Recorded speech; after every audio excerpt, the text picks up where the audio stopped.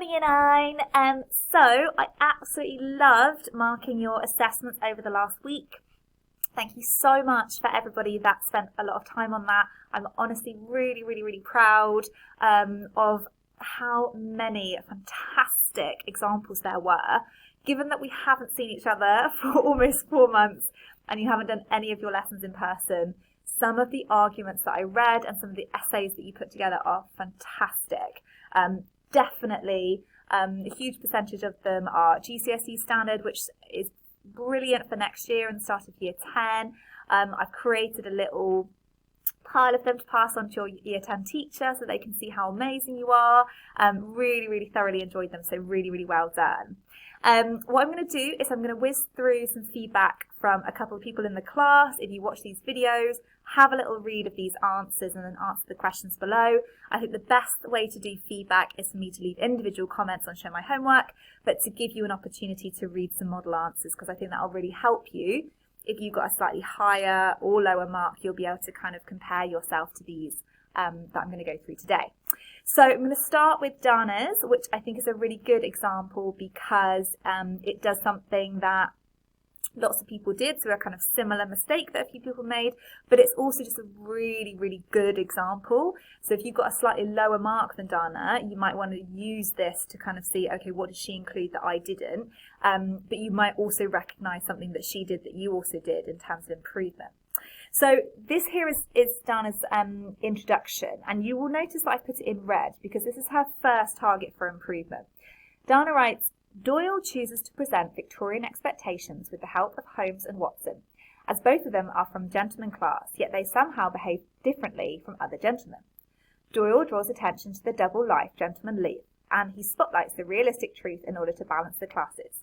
This makes the reader believe that the gentlemanly view of society have is a facade to hide the reality of a gentleman for them to keep his image intact.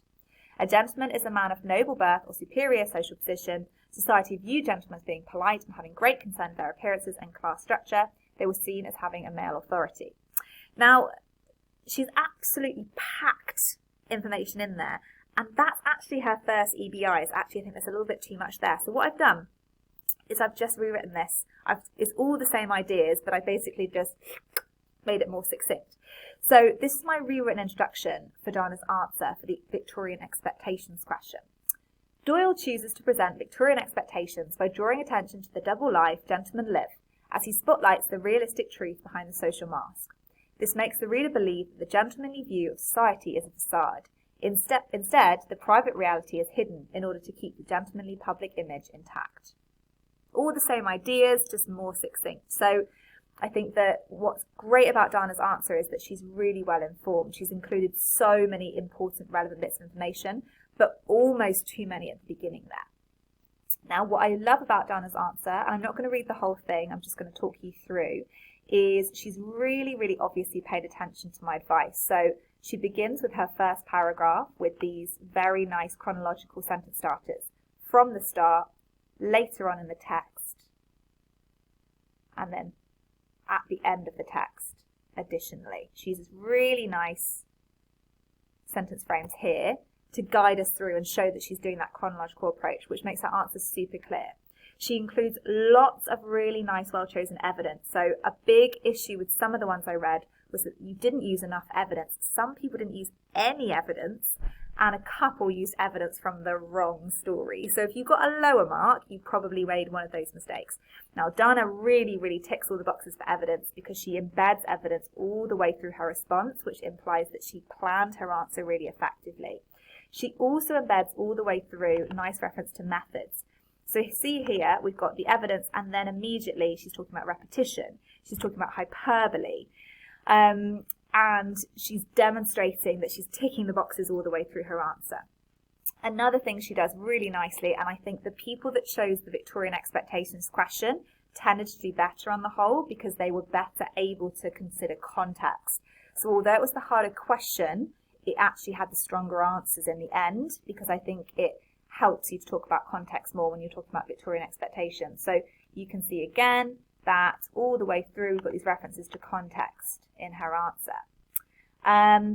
Now, what I really like here, there are moments in this section where Dana really, really thinks about the words that she's going to use, and she references really nice, precise keywords. So another thing that people did was they used quotations that were too long, but Dana doesn't do that. She breaks her quotations up, she really pulls them apart, and she links them to her main ideas. And another thing she also does is she constantly comes back to Doyle. If we counted up, I would say that she refers to Doyle, the writer's name, more than 10 times in her essay. And that really shows me that she's remembering these are not real people. Sherlock is not a real character. This is really about a writer and a construct and what he was trying to do. So Dana, fantastic essay, very impressed. And I gave Dana a mark of 16. That's 16 out of 18. So that's a fab mark, really, really high. Great development, really nice, long, detailed essay. As I mentioned, wonderful choice of evidence to support an argument which was complex and layered and thought about the whole text.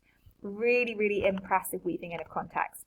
Now, for her EBI, the reason she didn't get full marks is almost too many ideas. So that meant that although there was loads of complexity, which was great, if you're not being clear, so that first paragraph is a really good example, it's off-putting for the examiner. So if they can't clearly follow from beginning to end, and there's almost too much incoherence, that ends up hampering your argument. So the only thing I marked you down for was that clarity, so something to really pay attention to. Maybe proofreading is the way that you get around that. But overall, 16 out of 18, fabulous.